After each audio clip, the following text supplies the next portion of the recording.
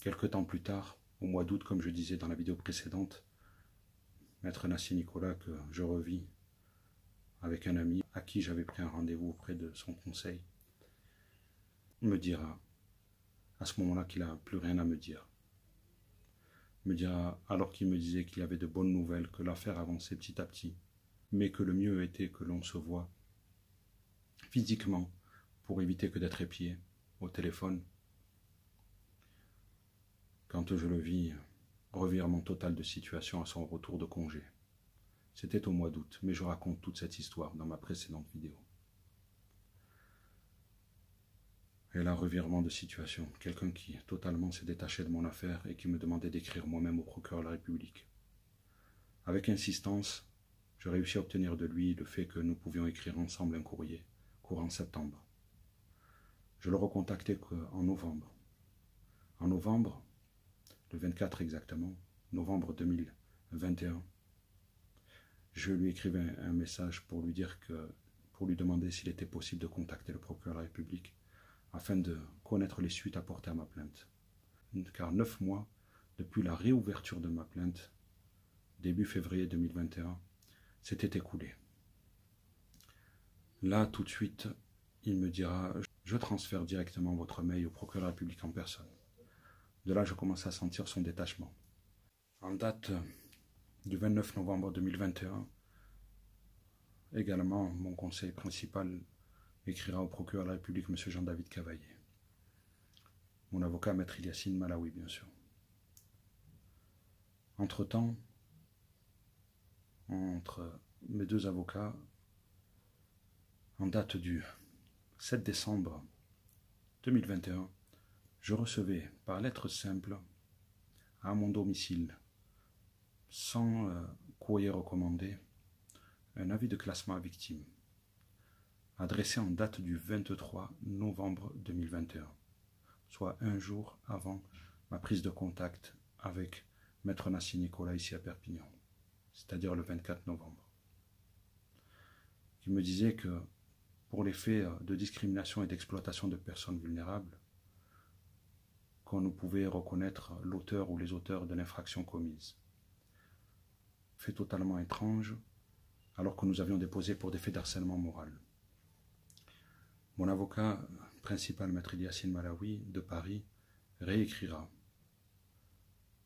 à Monsieur le procureur de la République, Monsieur Jean-David Cavaillé, pour savoir quelle suite était apportée à la plainte initiale qui dénonçait des faits d'harcèlement moral au sens de l'article 222-33-2-2 du Code pénal.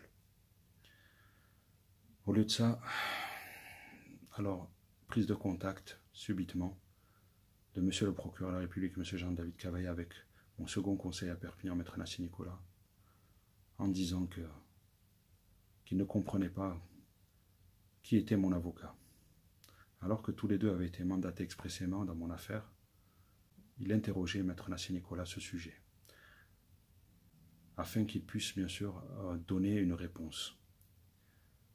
Ayant été contacté par Maître Nassi Nicolas, je lui dis que oui, j'avais vous, Maître Nassi Nicolas, en second conseil ici à Perpignan, afin de collaborer avec mon avocat principal de Paris.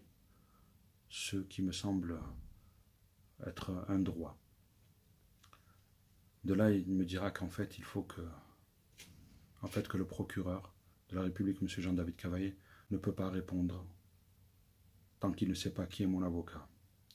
C'est à partir de là que Maître Nassi Nicolas me demandera de lui signer ce fameux document. C'est pour ça que je vous demande, Maître Nassi Nicolas, je m'interroge, et j'espère du moins que vous n'êtes pas impliqué, même de loin, dans cette histoire, que vous ne vous êtes pas rendu complice de toute cette corruption, de toute cette complicité, de tous ces dysfonctionnements, de tout ce que l'on me fait endurer.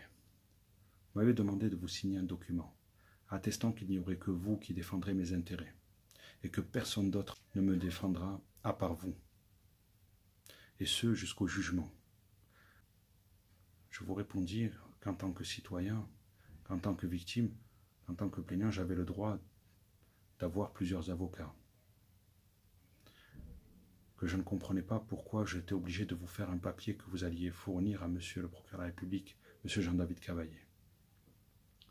Cette attestation qui ne m'aurait plus autorisé à aller voir un autre conseil et qui m'aurait privé de tout soutien supplémentaire, qui m'aurait isolé, comme on m'a isolé durant de nombreuses années.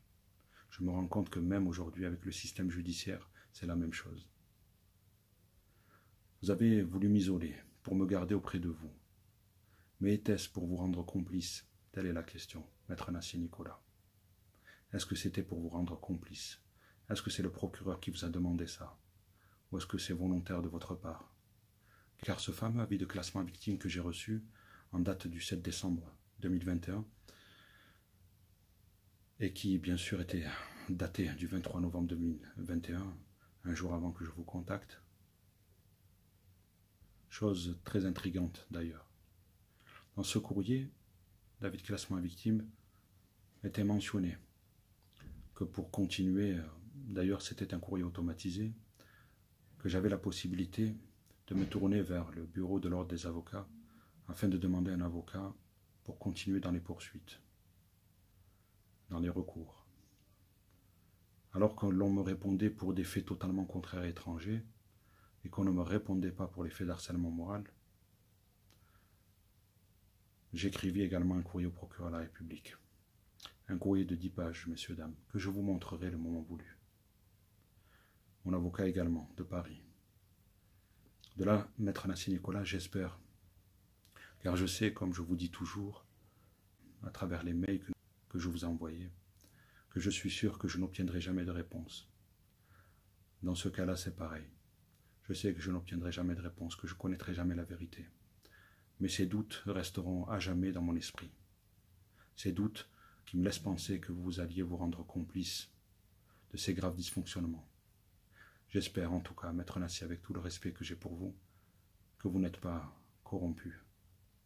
Car vous êtes quelqu'un de bien au fond de vous. Je vous l'ai toujours dit. J'ai toujours eu de l'estime et de l'amitié sincère pour vous. J'espère en tout cas que vous n'êtes pas corrompu, maître Nassier Nicolas. Car vous ne méritez pas de tomber à ce niveau-là. Après autant d'ancienneté, je crois plus de 19 ans de carrière, vous ne méritez pas que d'être gangréné dans ces rouages. Vous méritez d'être un grand homme, un grand avocat.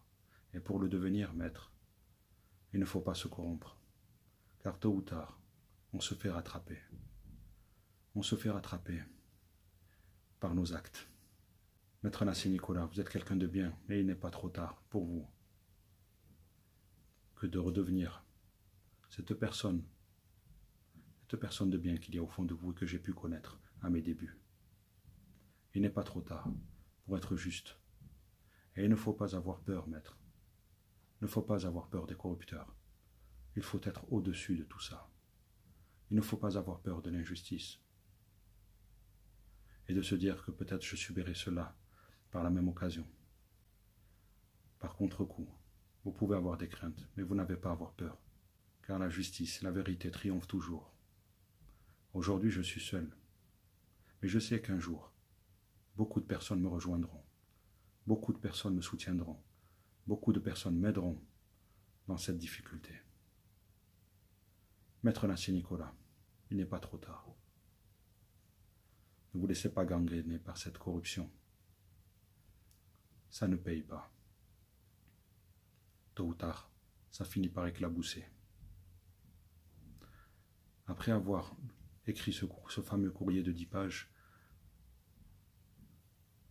à monsieur le procureur de la République, monsieur Jean-David Cavaillé, c'est en février que mon avocat principal, maître Yassine Malawi, recevra un courrier me disant que finalement, mon affaire était enregistrée et que celle-ci était en attente de décision du parquet, ce qui est toujours le cas actuellement.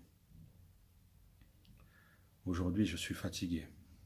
J'attendais toujours, j'espérais une réponse du procureur de la République.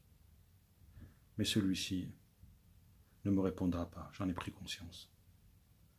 Celui-ci, lui-même qui a reçu assez récemment la Légion d'honneur et qui devrait être au-dessus de tout, au-dessus de toute cette injustice, qui devrait être impartial, qui devrait être là pour ses concitoyens, pour servir et faire valoir ce que de droit. Protéger ses concitoyens. Protéger et servir. Tel ce fonctionnaire de police corrompu qu'est le commandant M. Roger Masse. Protéger et servir. Et au lieu de ça, tout le monde rentre dans un engrenage, dans une corruption. Tout le monde couvre tout le monde. Que se passe-t-il? Pourquoi ce pays qui m'a vu naître, ce pays qui m'a fait grandir, pourquoi ce pays n'est plus celui que j'ai connu avant? Pourquoi a-t-il changé autant? Je ne m'y retrouve plus.